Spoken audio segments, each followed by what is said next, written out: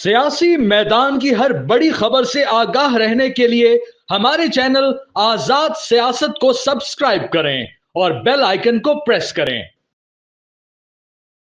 अस्सलाम वालेकुम, आप देख रहे हैं आज़ाद डिजिटल और मैं हूं बतूल राजपूत। आज मेरे साथ मुजीबुर रहमान शामी साहब मौजूद हैं, पाकिस्तान के मोतबर सीनियर जर्नलिस्ट। उनसे बात करेंगे चल क्या रहा है। हुकूमत और पीटीआई के दरमियान मुज़ाकरात को लेकर एक डेडलॉक है, लेकिन इसके बावजूद बहुत से सवालात हैं जो कि अनआंसर्ड हैं। बहुत शुक्रिया शामी साहब मुझे ज्वाइन करने के लिए। शामी साहब जी, आपका शुक्रिया। जी सर, माशाल्लाह, मुबारक हो आपको, बहुत शुक्रिया, नया प्लेटफॉर्म। बहुत शुक्रिया शामी साहब। शामी साहब, हम we were looking forward to these negotiations, लेकिन अब हम ये देख रहे हैं कि हुकूमत ने कमिट तो किया कि मुलाकात करवाएंगे इमरान खान के साथ, लेकिन ये कैसी मुलाकात हो सकती है उनके लिए जहाँ कैमराज हो, उन्हें सर्वेलेंस हो, देखा जा रहा हो, वो कंफर्टेबल नहीं होंगे। और फिर लेकिन at the same time Imran Khan ने तीसरी नशिस्त के लिए भी हामी भर ली है, तो आपको कुछ फ्लेक्सिबिलिटी नजर आ रही है इसमें? देखें, अब अगर आप जेल में ना हो, अपने घर में बैठे हो या दफ्तर में बैठे हो, यहाँ मुलाकात कर रहे हो, तो तब भी आप महफूज नहीं होते, दीवारों को भी कान होते। तो जब जेल में मुलाकात होगी तो आप ये तो नहीं कह सकते कि भाई आपको कोई देखे ना, कि किसी की नजरें आप पर ना पहुंचे। ये तो सब कुछ होगा। कहा मुंह पे बैठे, कहा तो मुंह पे बैठो, कहा कोहान का डर है, कहा कोहान तो लेकिन फिर वो आपस का डिसीजन कैसे करेंगे अगर उन्हें हर वक्त सुना जा रहा है? को खुदा न खास्ता कोई साजिश करनी है, कोई बम बनाना है या कोई धमाका करना है, ऐसी बात तो नहीं है ना। तो आप कह रही हैं ठीक है, अगर ऑब्जर्व हो रहे हैं तो सही है। मतलब घबराने की क्या जरूरत है?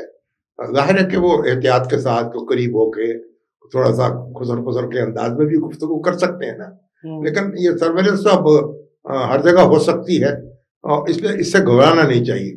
और अभी वो अपने जेल में जिन अलीमा खान से बात करते हैं या बुशरा बीबी से बात कर रहे होंगे या किसी दूसरे, तो वो भी तो सुनी जा रही होगी ना। तो मेरा ख्याल है कि उनका एक पॉलिटिकल एजेंडा है और उनकी एक पॉलिटिकल पार्टी है और उनको अपने पॉलिटिकल मकासद हासिल करने हैं। तो इसमें अपना डिस्कशन थोड़ी सी कुछ सुन भी लेगा तो क्या होगा। तो मेरा ख्याल है कि अब ये थोड़ी रुकावट पड़ गई है और ये अफसोसनाक है। ये रुकावट पड़नी नहीं चाहिए थी और हुकूमत जो है उसके लिए अच्छा नहीं हुआ। लेकिन हुकूमत के जो अरकान हैं कमेटी में, उन्होंने उनको यकीन दिलाया था कि हम आपकी मुलाकात का एहतमाम करेंगे और ये मुलाकात होनी चाहिए। मेरा ख्याल 1 दिन में 2 दिन में हो जाएगी और तभी बात आगे बढ़ेगी, नहीं तो फिर ब्रेक आ जाएगा। तो ये अच्छी बात नहीं है ना, हुकूमत के लिए भी अच्छी बात नहीं होगी, हुकूमत को भी नुकसान पहुंचेगा। क्योंकि अगर बातचीत शुरू करके इस तरीके से तोड़ दी जाए तो इससे हुकूमत का इमेज भी मुतासर होगा। फिर जो उस पर इल्ज़ाम लगाया जा रहा है कि वो तो पावरलेस है, और वो भी उसमें भी तक़वियत मिल जाएगी। तो मेरा ख्याल है कि वज़ीर आज़म को भी इसका नोटिस लेना चाहिए और जब उन्होंने ये मामला शुरू किया है या उसमें शरीक हुए हैं तो फिर उसको जारी रहना चाहिए। और मुझे actually I am amused by your analysis Shami साहब। मैं एक्सपेक्ट नहीं करी थी आप ये जवाब देंगे, क्योंकि आमतौर पे जब हमने बात की है दूसरे लोगों से तो वो कहते हैं हाँ जी, क्यों हमारी कोई बात सुने, हमारी पार्टी की आपस की बात है। लेकिन जो आपने ये नया इसको जाविया दिया है, ठीक है, ये भी शायद जमहूर का हुस्न है कि आप कौन सा मुल्क मुखालिफ बात कर रहे हैं। कौन सा आपने क्या करना है, क्या कोई बम तो नहीं बनाना ना बैठ के। बड़े आपने एक नई मजे की बात की है। अच्छा, थोड़ा आगे बढ़ते हैं। अच्छा शामी साहब, पार्टी के लोग बात नहीं करें फौज के खिलाफ, लेकिन इमरान खान खुद करे, और मेरी खुद कुछ पीटीआई में लोगों से बात हुई है, वो कहते हैं खान साहब हमें कहते हैं कि अभी हरगिज बात नहीं करनी इदारे के खिलाफ, फिर जब उन्हें मौका मिलता है तो कर लेते हैं। ये क्यों हो रहा है, ऐसे क्यों कर रहे हैं इमरान खान? अब ये तो देखे ना, खान साहब इस वक्त जेल में हैं तो जाहिर है कि उनके ऊपर एक प्रेशर है और उसके जो हालात होते हैं उसमें कुछ बाद औक़ात ख्यालात मुंतशिर भी हो जाते हैं। थोड़ा सा उनको हमें शक का फायदा देना चाहिए। अच्छा। और उनसे उनसे अपील करनी चाहिए कि वो बड़े लीडर हैं और अपने आप को संभालें, छोटी बातों में ना उलझें।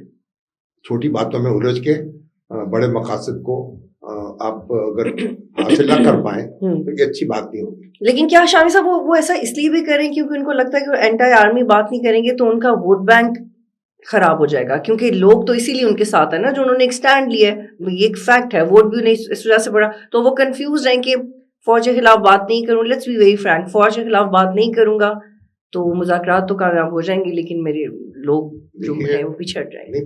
اب یہ تو کہنا بہت مشکل ہے نا کہ بھئی وہ ان کی فالنگ اس وجہ سے ہے کہ وہ فوجی قیادت کے خلاف کھڑے ہیں, یا وہ یہ سمجھتے ہیں, وہ خود یہ سمجھتے ہیں, خود سمجھتے ہیں. تو میرا خیال ہے کہ یہ درست بات نہیں ہے. جو پاکستانی قوم ہے وہ اپنی فوج کے ساتھ ہے, اس کی عزت کرتی ہے, اس سے اختلاف ہو سکتا ہے, اور کوئی فوجی قیادت کے کوئی اقدامات جو ہیں ان پہ آپ تنقید کر سکتے ہیں, ان کے کئی فیصلوں سے اختلاف کر سکتے ہیں, لیکن بحیثیت مجموعی ایک ادارے کے طور پر تو ہمیں فوج کے ساتھ کھڑے ہونا ہے.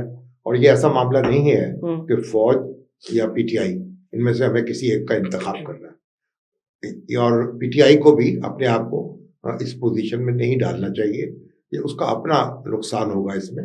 اور فوجی قیادت جو ہے اس کے کسی اقدام پر آپ تنقید کر سکتے ہیں, ٹھیک ہے, لیکن بحیثیت مجموعی یعنی پپتیاں کسنا, نشانہ بنانا اور لوز ٹاک کرنا, یہ تو کسی صورت بھی. تو پھر یہ عمران خان کی پولیٹیکل اسٹریٹجی آپ سمجھ رہے ہیں, یا وہ غصے میں ایسے سمجھ رہے ہوں گے کہ تھوڑا سا دباؤ ڈالیں گے تو پھر تو راستہ کشادہ ہوگا.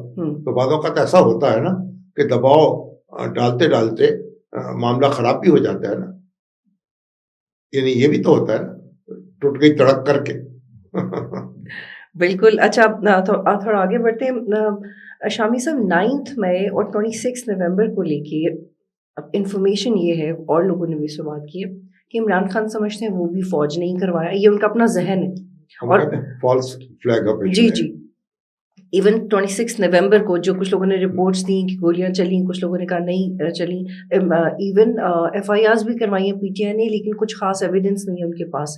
تو اگر ایک طرف عمران خان اتنے سخت مطالبات کریں اور الزام پہ الزام لگائیں تو آن دی ادر ہینڈ مذاکرات کس طرف جائیں گے؟ آپ دیکھیں نا, پہلے تو صرف اسیروں کی رہائی کا مطالبہ تھا, اپنی رہائی کا مطالبہ تھا, لیکن اب 9 مئی پہ بھی کمیشن بنائے, 26 نومبر کو بھی, اور آف دا ریکارڈ جو اپنی ملاقاتوں میں باتیں کر رہے ہیں وہ کیسے ڈائلوٹ ہو جائے گا؟ دیکھیں 9 مئی کے معاملے میں تو بہت سا ایویڈنس ریکارڈ ہو چکا ہے, لوگوں کو سزائیں بھی مل چکی ہیں, ان کے مقدمات کے فیصلے بھی ہو چکے ہیں. اب وہاں کمیشن کیا بنے گا, اس کی ٹرمز آف ریفرنس کیا ہوگی. لیکن جہاں تک 26 نومبر کا تعلق ہے, کیونکہ اس کے بارے میں اتنا پروپیگنڈا کیا گیا ہے اور اتنی باتیں پھیلائی گئی ہیں, اور پوری دنیا میں اس کو میسیکر آف اسلام آباد کے نام سے یاد کیا جا رہا ہے. تو وہاں تو میں سمجھتا ہوں کہ حکومت کو کمیشن بنا دینا چاہیے. اب دیکھیے, ابھی میں نے دیکھا کہ طلعت حسین صاحب ہمارے, انہوں نے ٹیلی ویژن پروگرام کیا تھا, خود میں نے بھی جو رپورٹر حضرات وہاں موجود تھے, وہ اینکر موجود تھے, ان سے رابطہ کیا اور پوچھا بھائی کیا ان میں سے کسی نے بھی اس بات کی تصدیق نہیں کی کہ وہ جو پی ٹی آئی جو کچھ کہہ رہی ہے وہ درست ہے, اور اس میں یعنی بے تحاشا مبالغہ ہے اس میں. اور آپ اس کو دیکھیے جو اس نے پوزیشن ان کے مختلف لیڈرز نے بدلی ہے. پہلے کہا گیا سینکڑوں لوگ متاثر ہو گئے ہیں, مارے گئے ہیں, پھر کہا گیا کھوسا صاحب نے تو 278 کی فگر بھی دے دی, پھر کبھی کہا گیا کہ ہزاروں لوگ لاپتہ ہو گئے ہیں, سینکڑوں لاپتہ ہو گئے. یہ مختلف دعوے کیے جاتے رہے, اب بات آئی 12 پہ آ گئی, پھر 18 پہ آ گئی. تو اب یہ میرا خیال ہے کہ یہ تحقیقات اس کی ہو جانی چاہیے کہ جو, اور ابھی تو میں نے سنا ہے کہ جو کانگریس ہے امریکہ کی, اس میں بھی ایک ہیئرنگ شروع ہونے والی ہے اس پہ, کانگریس کی کمیٹی جو ہے اس پہ, یعنی 22 جنوری کو. تو اٹھ پٹانگ باتیں ہوں اور بے سروپا یعنی الزامات لگائے جائیں, اس سے بہتر ہے ہماری اپنا کوئی عدالتی کمیشن ہو, وہ تحقیقات کرے کہ بھئی کیسے واقعہ کیسے ہوا ہے, یہ لوگ کیسے آئے ہیں, کتنی بڑی تعداد میں تھے. پھر آپ یہ بھی دیکھیں, ہمارے سامنے یہ بھی تو ہے نا کہ وہاں اعلان ہوتا رہا, گنڈا پور صاحب کیا کہتے رہے, اور جب وہ تقریر کر رہے ہوتے تھے نعرے لگتے تھے الجہاد الجہاد, تو جہاد کرنے کے لیے آپ آ رہے, پھر کہا کہ بھئی ہم نہ آئے تو ہماری لاشیں واپس آئیں گی, تو اس کی تیاری کر لیں. تو یہ سارا کچھ پھر پھر ان کے پاس کیا پولیس کے لوگ تھے, کیا مسلح لوگ تھے, کیا انہوں نے گولیاں چلائی, رینجرز کے لوگ کیسے تو پولیس کے لوگ کیسے زخمی ہو گئے. یہ ساری باتیں ہیں نا. اگر گولی چلی بھی ہے تو کس نے چلائی ہے, آیا کوئی سویلینس تھے, آیا کوئی یعنی قانون نافذ کرنے والے ادارے تھے. تو یہ ساری تفصیل جو ہے ایک دفعہ سامنے آ جانی چاہیے اور یہ مناسب بات ہوگی, وگرنہ الزامات لگتے رہیں گے اور وہ پھیلتے رہیں گے.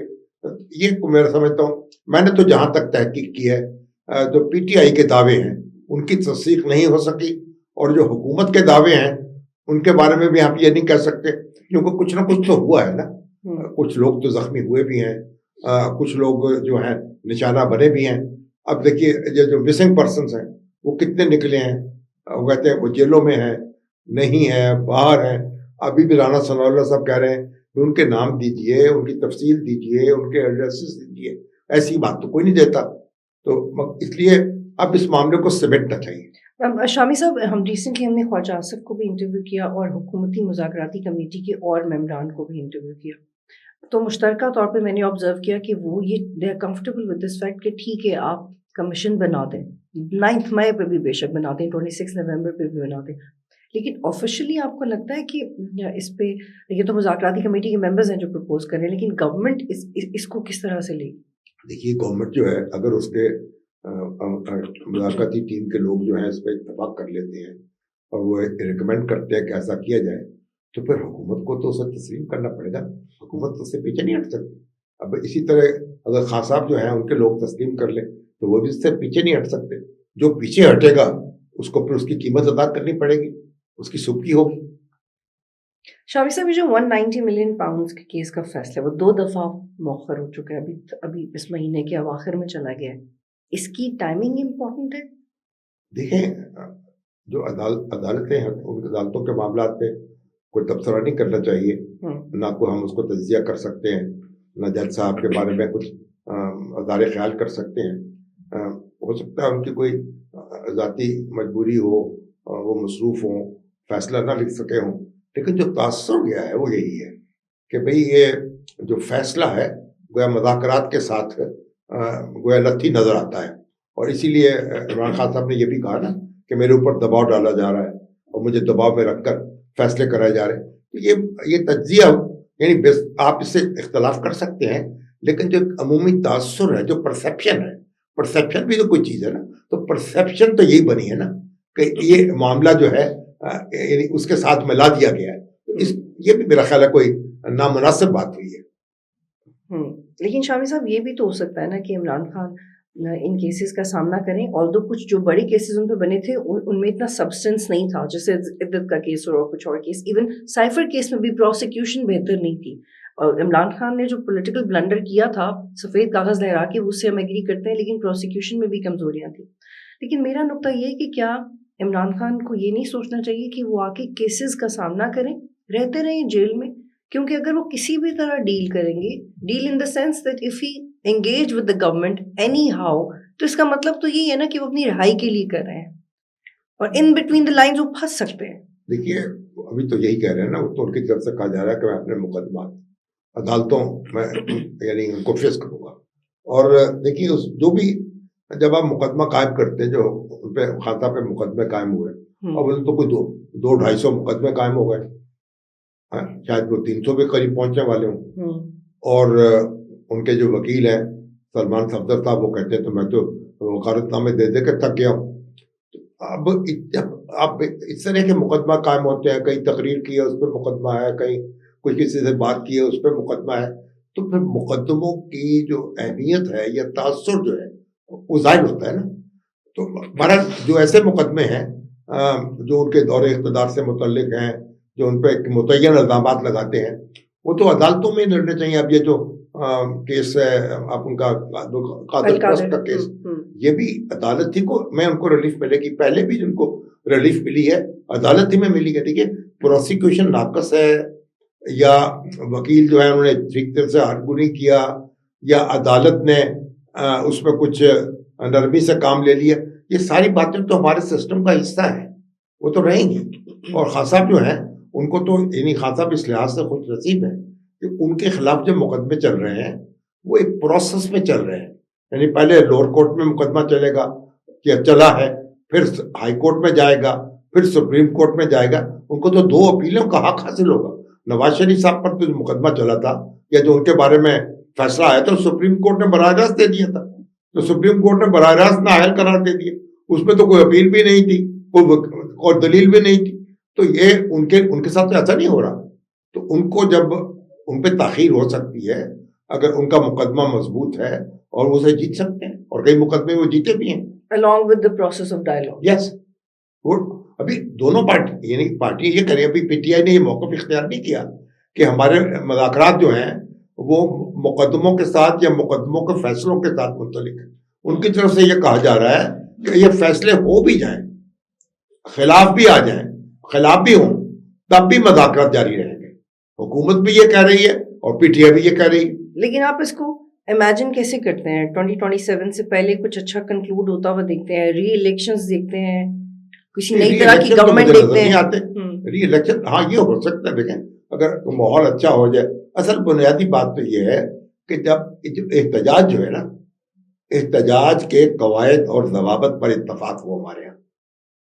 یعنی یہ نہیں کہ جب بھی کوئی شخص اٹھے, کوئی دھرنا دے دے, کوئی لانگ مارچ کا اعلان کر دے, کوئی آ کے چڑھائی کر دے کیپٹل پر, تو اس طرح سے تو کوئی پھر معاملہ نہیں چل سکتا نا. اب وقت آ گیا ہے, جو یہ بدعت شروع ہوئی تھی 2014 سے, اس کو ختم کیا جائے. اور جنرل ظہیر الاسلام نے جو یہ ہمیں تحفہ دیا ہے کہ دھرنوں کے ذریعے سے حکومت کو ڈیسٹیبلائز کرنا, یہ معاملہ ختم ہو جانا چاہیے. تو آپ احتجاج ہے اس کا طریقہ طے کریں, اس کی اجازت لیں. دنیا میں ایسے ہوتا ہے, آپ امریکہ میں, برطانیہ میں ایسا ہو سکتا ہے. وقت مقرر ہوتا ہے, روٹ مقرر ہوتا ہے, مقام مقرر ہوتا ہے, آپ احتجاج کرتے ہیں. یہاں بھی ایسے ہی ہونا چاہیے. تو احتجاج کے قواعد اور ضوابط طے کر لیں کہ احتجاج کن قواعد کے مطابق ہوگا, اور پھر اگلا الیکشن جب ماحول بہتر ہو جائے گا تو اگلا الیکشن جو ہے 6 مہینے پہلے, سال پہلے ہو سکتا ہے. لیکن یہ تو نہیں ہو رہا نا کہ کچھ دنوں میں یا کچھ ہفتوں میں نہیں, یا ایون کچھ ماہ میں عمران خان باہر آ جائیں گے. نہیں, عمران خان باہر آ سکتے ہیں, ان کو عدالت سے ریلیف مل سکتا ہے. لیکن ریلیف تو شامی صاحب پہلے بھی ملا, لیکن ریورس ہو گیا. نہیں, ریلیف ملا لیکن مقدمے اور موجود تھے نا. اگر ماحول بہتر ہوگا تو میرا خیال ریلیف میں بھی آسانی ہو جائے گی. اچھا شامی صاحب, اس سب میں اسٹیبلشمنٹ کدھر ہے؟ کیونکہ رانا ثناء اللہ اور خواجہ آصف نے بار بار کہا کہ آگے جائیں گے تو اسٹیبلشمنٹ تو آن بورڈ ہوگی, لیکن جب ہم لوگوں سے بات کرتے ہیں اور چاہے ایس پی آر کی پریس کانفرنسز ہوں تو ان کا ایک بڑا واضح اسٹانس نظر آتا ہے کہ وہ جب تک معافی نہ مانگی جو تیار نہیں ہے. تو اسٹیبلشمنٹ کس شکل میں اس مگر یہ تو بات انہوں نے کی مذاکرات کو تو سپورٹ کیا ہے نا, اور یہ بھی کہا کہ سیاسی جماعتیں آپس میں معاملہ طے کریں, اور اگر اختلافات اپنے ختم کر لیں تو بڑی اچھی بات ہے. تو اسٹیبلشمنٹ جو ہے, لیکن 9 مئی کا جو اختلافات ہے وہ سیاسی جماعت کے ساتھ تو نہیں ہے نا. دیکھیے وہ تو بات میں, ابھی تک تو مقدمہ 85 آدمیوں کو سزا دے دی گئی ہے 9 مئی کے حوالے سے, اور ابھی عمران خان صاحب جو ہے ان پر کوئی الزام تو نہیں لگا. ابھی تو فیض حمید صاحب کا فیصلہ بھی نہیں آیا. اگر ان پر کوئی الزام لگے گا تو پھر معاملہ اور ہوگا. تو ابھی تک تو ساری باتیں ہوا میں ہیں نا. تو پھر علی امین گنڈا پور اور بشرا بی بی کیا کر رہے ہیں؟ اگر باتیں ہوا میں تو وہ کس سے مل رہا ہے؟ وہ اپنی کوشش کر رہے ہوں گے. دیکھیے یہ تو ایسا ہوتا ہے نا, ہر آدمی اپنے اپنے طور پہ کوشش کر رہا ہوتا ہے. کوئی زیر زمین سرگرمیاں بھی جاری ہوتی ہیں, برسر زمین بھی ہوتی ہیں. ہماری سیاست میں یہی ہوتا ہے. لیکن آپ کی کہنے کا مطلب ہے کہ دوسری طرف بھی ایسی کوئی کرکس نہیں ہے جس سے ہم کوٹ کر سکیں, کنسنسس نہیں ہوا کہ اسٹیبلشمنٹ نے کیسے بیہیو کرنا ہے. یہ میرا خیال ہے یہ زیادہ کوئی اہم بات نہیں ہے. اہم بات یہ ہے کہ سیاسی عناصر جو ہیں وہ یکجا ہو جائیں, وہ اپنے معاملات کو درست کر لیں, تو پھر اسٹیبلشمنٹ میرے خیال اس پہ رکاوٹ نہیں ڈالے گی. اور معاملات جو ہے یعنی ایسا نہیں ہے کہ وہ بساط الٹ دیں, بساط نہیں الٹی جائے گی. اچھا شامی صاحب, آخری سوال یہ کہ نون لیگ کی سیاسی ساکھ اس سب میں متاثر ہوئی ہے, ریئلائز کرتی ہے نون لیگ؟